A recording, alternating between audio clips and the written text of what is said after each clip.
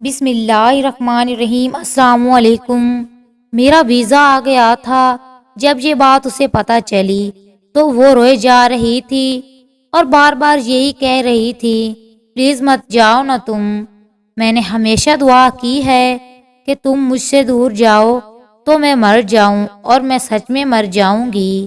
پھر میں نے اسے سمجھایا کہ کچھ وقت کی ہی تو بات ہے، میں واپس آ جاؤں گا اور ہم شادی کر لیں گے۔ اس کی آنکھوں میں آنسو نہیں رک رہے تھے۔ اور پھر ایک اور سوال کہ وہاں جا کر تم مجھے بھول تو نہیں جاؤ گے۔ میں نے اس کی طرف پیار سے دیکھا اور اس کی قسم کھائی کہ میں زندگی کی آخری سانس تک تمہارا رہوں گا۔ باہر آنے سے 4 دن پہلے میں اس سے ملا۔ جب اسے الوداع کہہ رہا تھا تو وہ بس چپ چاپ بیٹھی تھی، جیسے اس کے جسم میں جان ہی نہ ہو۔ میں نے اسے گلے لگایا، حوصلہ دیا، پھر اسے سمجھایا، لیکن میرا اسے دیکھ کے حوصلہ ٹوٹ رہا تھا۔ پھر مجھے جانا تھا۔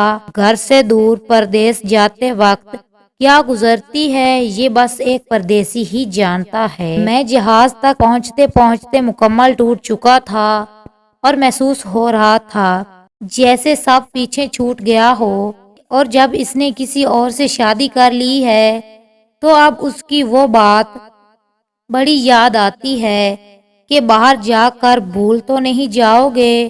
اور پھر وہ بات، دعا کرتی ہوں کہ تم سے دور جاؤں تو مر جاؤں۔